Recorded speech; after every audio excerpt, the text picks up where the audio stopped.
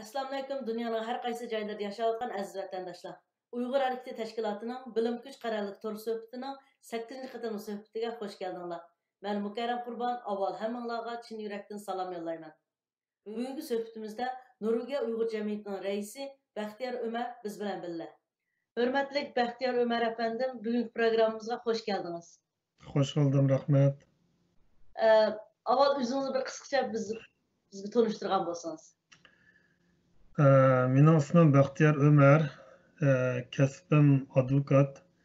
Vatanda 8 yil advokatlik bilan shug'ullangan. O'zim Urumchida. 2008 yil Norvegiyaga kelib o'tiraqlashgan. Shuningdan keyin 6 oydan keyin Norvegiya Uyg'ur jamiyatiga, Uyg'ur komitetiga o'zim iltimos qilib kirgandan beri shu Norvegiya Uyg'ur komitetida xizmat qilib kelyapman. 2017 yildagi saylamdan keyin Norvegiya Uyg'ur komitetida raislik xizmatini olib beryapman. Ham shu vaqtda 2017 yildan boshlab biz Dunyo Uyg'ur qurultoyininki chaqiriqiga binoan shu lagerda tutilgan ziyolilarning, ya'ni sarxillarimizniki arxivini to'plab shu xizmatni qurultoyga yordamlashib qilib kelayotgan edik. Keyin bu xizmatniki lagerlarning ko'lamining cho'ngiyishi, shaklining o'zgarishi ham tutilganlarniki millionlab eshib ketishiga yetishib ketganligi uchun keyin bu xizmatniki qiyinlik darajasiga o'sib ketdi. Ya'ni bu ishdan sirtqa qildigan bir xizmatdan maxsus shtatlik xizmatga o'zgartdik. Ya'ni bu Amerika demokratiyani ilgari surish jamiyatininki iqtisodiyotda qo'llashi bilan Uyg'ur adliya arxiv ombiri deb maxsus bir organ qurilib, Norvegiya Uyg'ur komitetininki sekretari Adiljon ikkimiz bu xizmatni mas'ul bo'lib qilib kelyapmiz.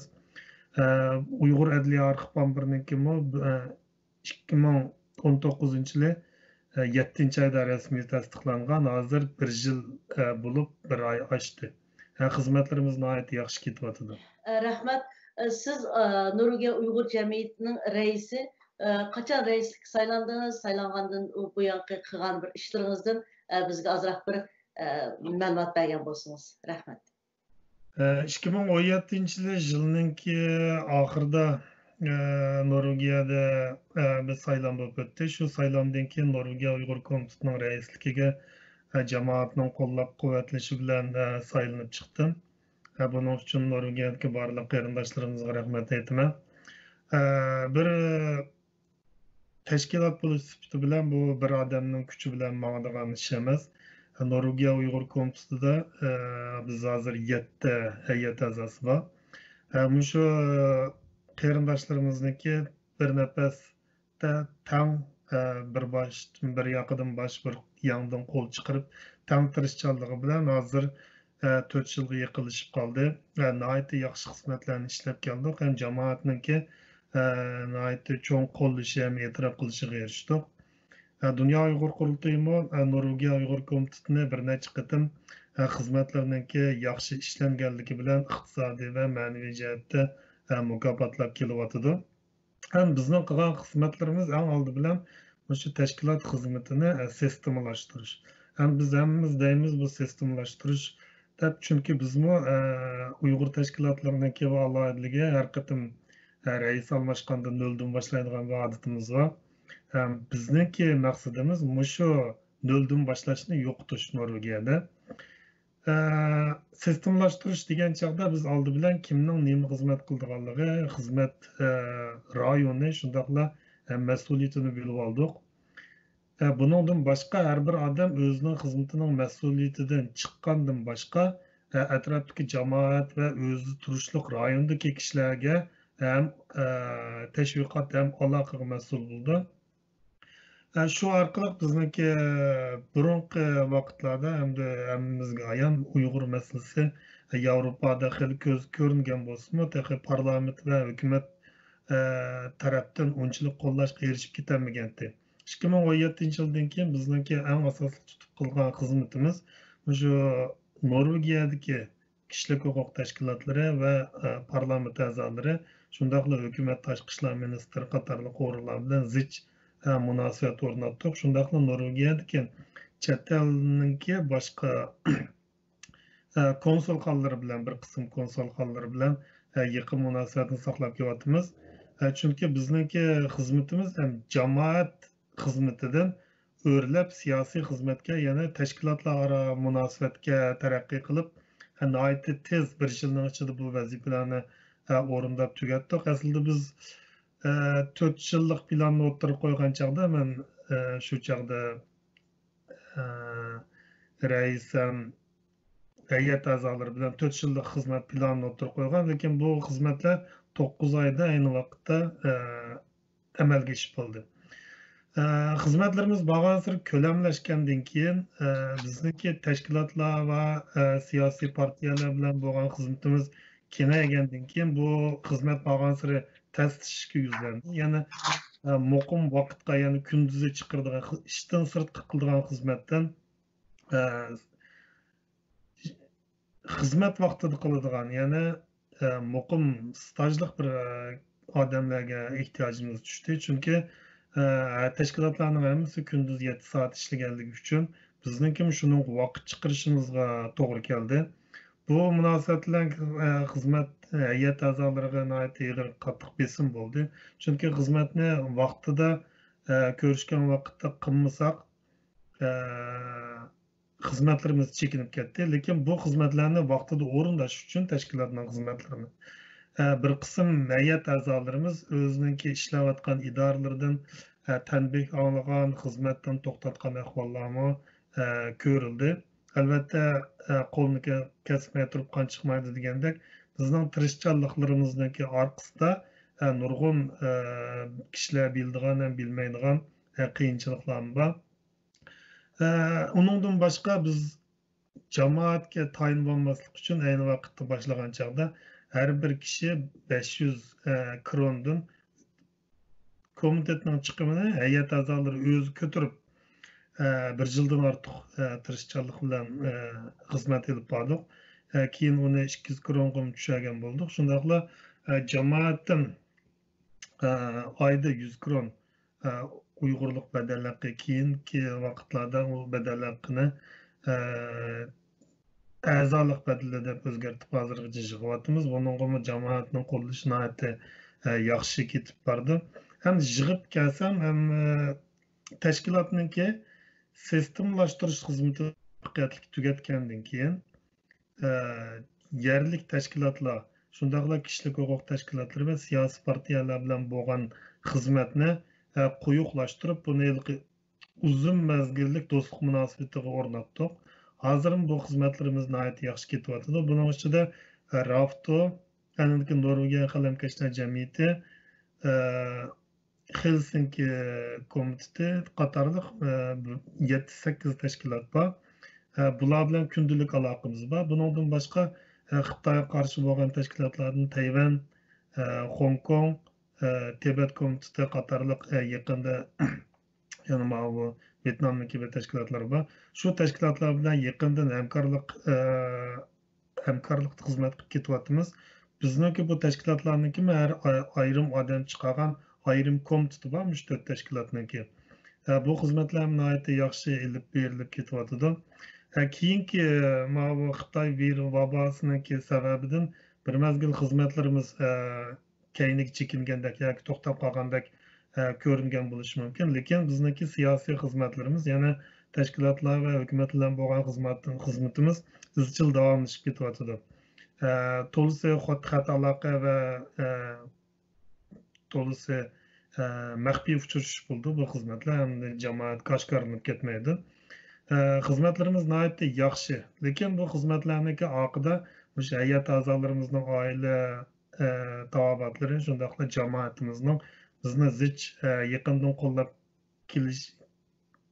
kelayotganligidan ayirib qaratilmaydi.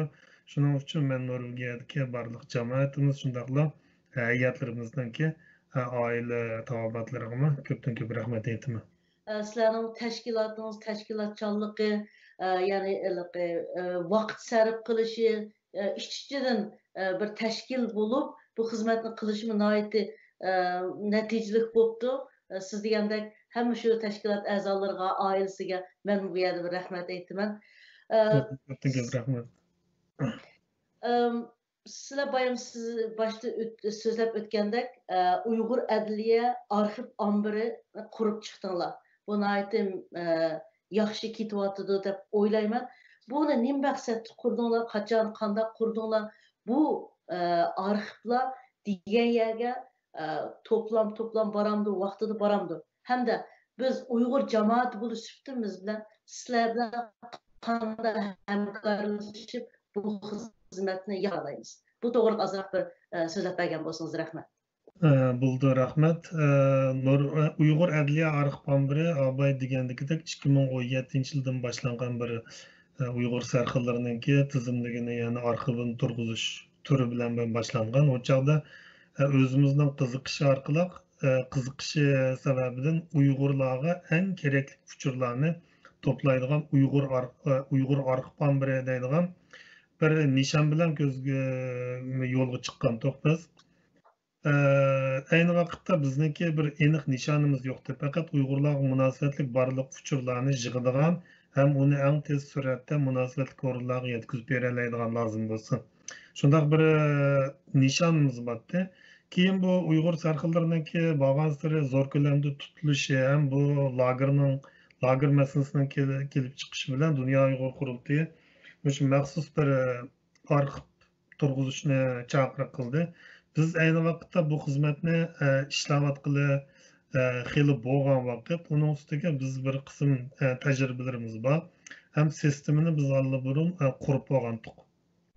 Bizniki Norvegiya Uyg'ur komitetininki sekretari Odiljon kompyuter programmasini ishlaydi, programmer hamda shunday bo'lgandan keyin bizniki biz tashkilotimizning bir ortiqchiligi bor. Shu sababdan biz bu xizmatni men Do'lqin Aysa apandidan bevosita talab qilib oldim. Shundan keyin bir mezgil Dunyo Uyg'ur qurultiyi va Uyg'ur tashkilotlari bilan nihoyat cho'ng ko'lamda tashviqot olib berib, o'sha oldida nomsiz mahbuslar, undan keyin Uyg'ur sarxillari, Uyg'ur diniy o'limalari qatorliq nomlarda bir necha qitim zo'r ko'lamda tashviqot ilib berib arxivni kengaytdik. Bu oraliqdan bir yildan ortiq vaqt o'tdi, 2 yilga yaqin. Lekin oxiriga kelgan chog'da bu xizmat lagerlarning ko'lamining zo'rayishi, shundaqla tutilgan odamlarniki nihoyat zo'r sonda bo'lganligi uchun ishdan sirtqi qildigan bir xizmatlik chekidan allburun eshib ketdi. Shu sabab bilan biz vaqtimiz yetishmaganligi uchun Amerika Demokratiyani ilgari surish jamiyatidan xizmatimizni qo'llab berish nomida ayrim bir organ sifatida iltimos sundik Uyg'ur Adliya Arxiv ombirida. Hamda nihoyat nurg'un yarim yildan ortiq tekshirish, ham bizningki texnikamizni dalillash, ham bizning qilgan xizmatlarimizning nerdan nagichiligini ko'rib o'tish jarayoni orqali oxiri bu xizmat tasdiqlanib 2019-yili 7-oyning 1-i rasmiy tasdiqlanib bir Uyg'ur Adliya Arxiv ombiri organ sifatida xizmatga tushdi. Ayni vaqtda 2 staj batdi, hamda birisi butun, birisi yerim. Mushu 2 yil bu organ qurilish jarayonida Norvegiya Uyg'ur komitetidagi barliq hay'atlar bu xizmatga nihoyat yaqin hamkorlashib, nurg'un kuch chiqardi. Dunyo Uyg'ur qurultiyi nihoyat zo'r qo'llash orqali bizning tashviqotlarimizni qildi. Mushu jarayonda bu sistemimiz bo'lgan sir ko'lamlashib, hamda keyingi 1 yilning ichida biz 2 qatim o'zimizning nomida raport chiqardik. Birisi yarim yillik, birisi 1 yillik. 1 yillik raport inglizcha bo'lganligi uchun uning ustiga bizniki akademik dunyoga danqi va akademik mutaxassis bizning analizimizni yozib berganligi uchun bu xizmat bizga keyinlik surilib ketdi. Aslida 7-oyning ichida 8-oyning ichida e'lon qilinishi kerakdi. Xudoyim buyursa bu kelar hafta e'lon qilindi. Allburun bitta bir qayta ko'rib chiqish bosqichi turibdi. Endi bu xizmat lager masalasi davomlashayotgani uzun bo'ldi. Zulmmi bek uzrab ketsa millatga, ya'ni shu zulm tortayotganlarga odat bo'lib qoldigan yoki shu zulmga ko'nib qoldigan ahvollar bo'ldi-ekan. Bir qism Uyg'urlar bu Orqa birninki tashviqoti ham bu guvohlik berish xizmatlaridan 360 kun chiqmaganligi uchun zerikkandek bo'lib qoldi. Bir qismda yaqindan qo'llab hozirgacha yaqindan qo'llab kelyotidi, bizning xizmatimizni qo'llayotidi, lekin chiqargan kuchimizga qaragan chog'da erishgan natijamiz oz. Bizning davlatgan 3 milliondan 5 milliongacha davlatgan bu lager mahbuslari amaliyotda biz u darajada arqibni turg'izib bo'lmadik. Andan keyin yana bir narsa Uyg'ur tashkilotlari shundoqla Uyg'ur aktivistlarniki har yerda bu xizmatlarni qilishi bizga bir qism xizmatlarniki bismini paydo qildi. Lekin bu uchurlar bir yerga to'planish nihoyatda osti bo'lyotidi. Bo'lsa shu xizmatlarniki hammasi bir o'ringa to'plansa, bir o'rindan butun xalqaro tashkilotlarga bir bevosita berilgan bo'lsa, nihoyatda yaxshi bo'ladi. Lekin uchurlar har qaysi yerlarda tarqoq ayrim saqlanayotganligi uchun statistik qilish, buni xotirlash ham bu uchurlarni dal vaqtida xalqaro jamiyatlarga ta'minlash bir qism qiyinchiliklarni tug'dirdi. Shundaqdimi ko'p qism o'rinlarniki bunday aytgan chog'da 90% ortiq Uyg'urlarda bu uchurlar bizni saqlanayotdi. Buning uchun barliq jamoatga chin ko'nglimizda rahmat aytamiz. Bizningki amaliyotda Uyg'ur adliya arxiv nishoni Uyg'ur uchur arxivlarni jiqqandan boshqa shuning bilan shug'ullanadigan tashkilot va shaxslarga osonlik tug'dirib berish. Masalan, sistema bor dedik. Bu sistema nihoyat murakkab ham nihoyat cho'ng. Biz amalda sifirlashgan sistemani bizniki shu xizmatni qilayotganlarga ta'minlab berish. Bizniki bunday aytgan chog'da sistemamiz bir necha qatim tashkilotlarga, shaxslarga mush to'g'risida o'zligidan to'rda tizimlaydigan, tizimlikni o'zligidan statistik qilib chiqaradigan sistemalarni ta'minlab berdik. Lekin bu ta'minlash berilgan bo'lsin, ishlatish to'g'ri ko'ngildagidek bo'lmayotdi. Bo'lsa, agar biz bilan aloqa qilishadigan yoki mush sistemani kengaytirishga tirishadigan yoki biz bilan hamkorlashishni xohlaydigan kishilar bo'lsa, yoki o'zining xizmatini qanday qilib bunday aytgan chog'da digitallashtirishni, osonlashtirishni, ishxonasini yoki xizmatini avtomatlashtirishni xohlaydiganlar bo'lsa, biz o'zimizning texnikasini shularga berish orqali ularning xizmatini texnik osonlashtirishga tirishimiz.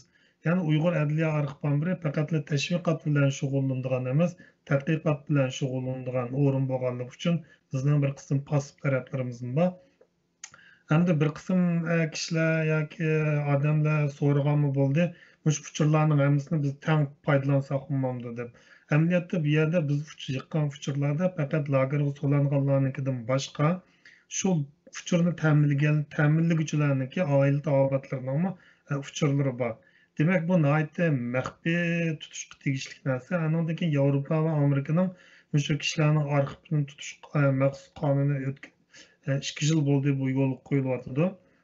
Norvegiyaniki ayrim bir qonuni bor. Buningga uchurlar qanday saqlanish kerak, kishilarniki uchurlari u qanday bir taraf qilinish kerak degandek. Ya'ni biz to'g'ri ulanmaydigan bir sistemda u narsalarni saqlashimiz kerak. Bu keyingi vaqtlarda shu hakerlarniki, nihoyatda davlat shirkatlarniki abonentlarniki uchurlari o'g'irlanib ketgan masalalar ko'rilyotdi. Shunga nihoyat qattiq diqqat qilamiz. Shundaqla bu uchurlarning sirtqi chiqatmasligining oldini olish uchun biz statistika natijasini xalqaro jamiyatlarga, tashkilotlarga beramiz, lekin kishilarniki arxiv uchurini biz berishga bo'lmaydi. Chunki bu necha ming odamning uchuri sirtqi chiqib ketsa bo'lmaydi. Ham buniki bexatarligiga qonun bo'yicha kafolatlik qilish kerak. Shu vajdan bo'lmay qolgan bo'lsa-mu, lekin bizniki sistemli xizmatimiz hem onundan erişken neticeler nihoyatda yaxshi bo'lyapti, hem e'tirof qilishga erishyapti. Sizin hazır deganingizda bu arxivlar yetadigan yerlarga yetdimi? Ya'ni sizlar berdinglarmi shu yetadigan organlarga? Albatta, bizniki Dunyo Uyg'ur qurultoyi orqali hamma o'rinlarga taqiqlanyapti. Masalan, kishilik huquq tashkilotlari, inovatli kishilik huquq tashkilotlari, shundoqla bir qism davlatlarning tashqi ishlar ministrliklari, masalan, Norvegiya, Germaniya, Amerika qatorliq o'rinlarga bizniki shu sistemimizniki arxiv biri topshirildi. Buningdan boshqa o'tganda balkim barliq Uyg'urlarning xabari bor. Biz Ceneva'daki Uygur e, Çedir yaptılығы.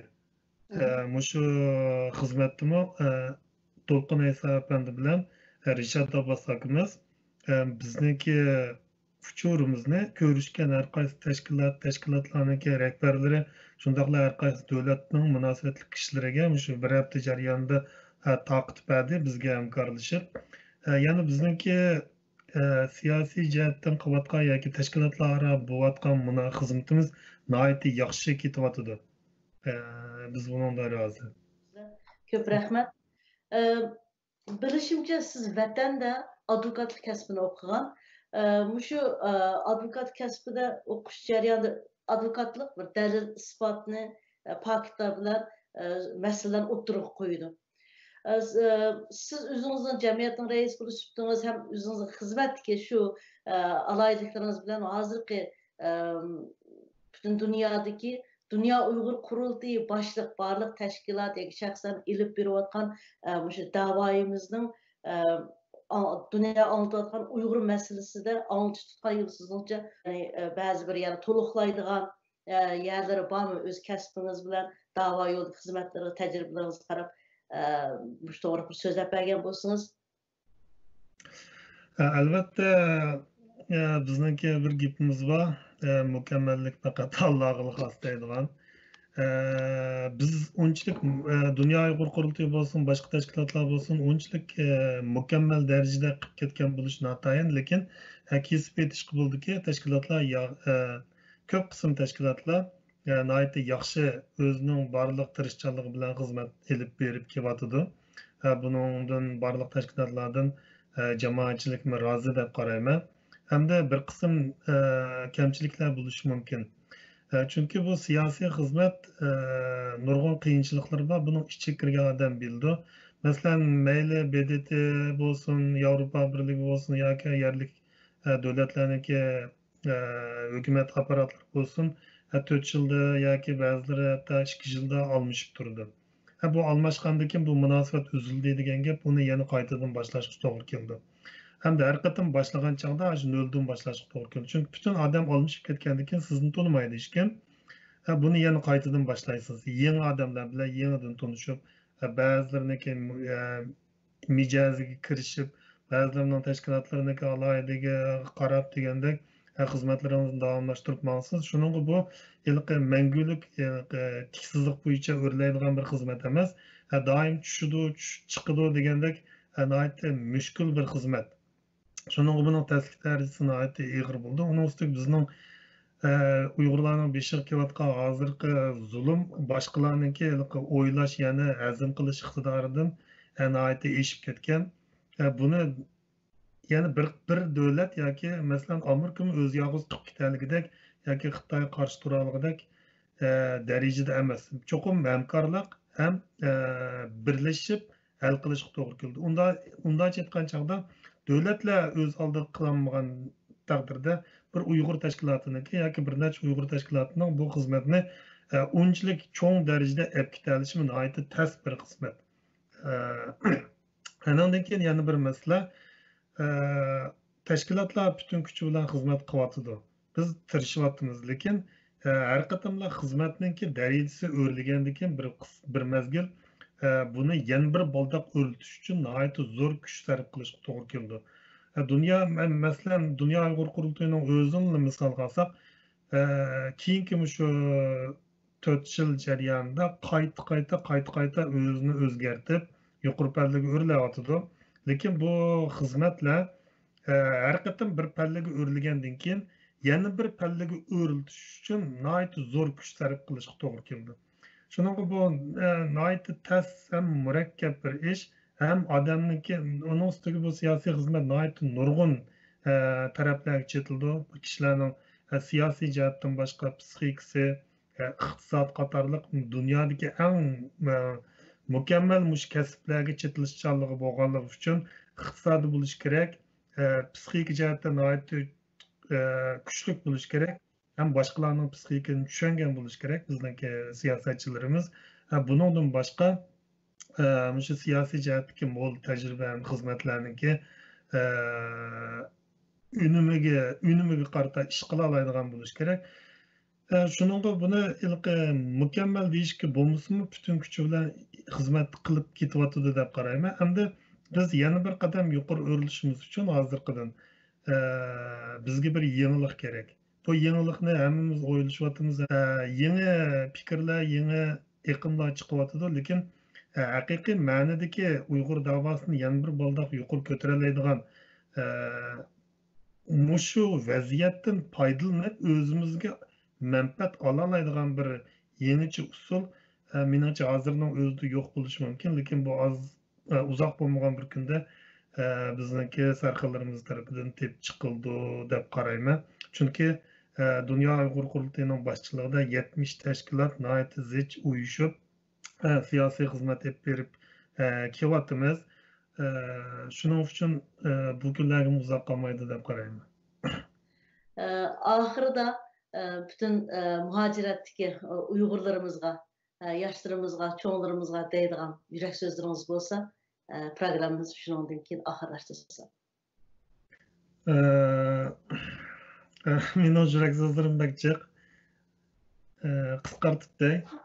Dava nihoyatda kaskin bir vaqtda ketyapti.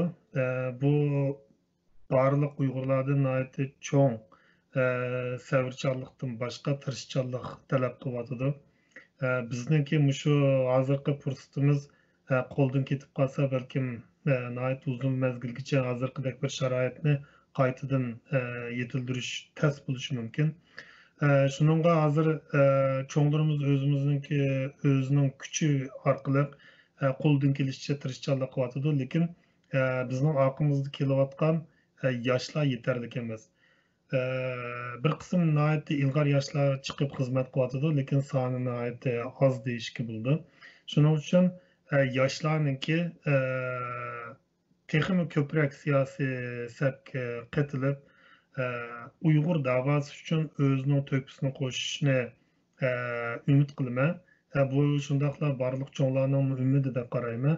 Bundan boshqa shu chiqayotgan yoshlarmi bizniki mo'ysibitlarimizni, bizniki oldimizdagi yo'l boshchilarimizni chetga qoqmay, ularning qilayotgan xizmati nihoyatda uzun, ular nihoyatda noldan boshlab bunday chiqqan chog'da o'zining iqtisodiy, o'zining kirimi, o'ziniki mol bisot orqali hozirgi kunga kelganligi uchun ularning xizmatini qo'llab, shular bilan tang hamkorlashib xizmat ilib borsa, bu xizmat qayta noldan boshlanmay, shu davomlashib kelayotgan davoning sepiga qo'shilib tang bu davoni kuchaysa deb qarayman. Meniki ko'ngil so'zimiz. Ko'p rahmat. Amsa sizning barliq ishlaringizga, Nuruga Uyg'ur jamiyatining barliq ishlariga, Uyg'ur adliya arxiv ombirining barliq ishlariga utuq tilayman. Vaqt chiqarib bu programga qatnashganingiz ko'pdan ko'p rahmat. Amsa yo'linglar bo'lsin. Hozircha Allohga omonat. Rahmat. Bu fursatni berganingizga rahmat. Xo'sh, Allohga omonat. Allohga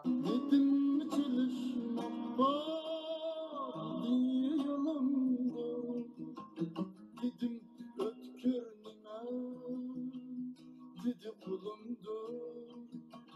Dedim satar mısın, o dedi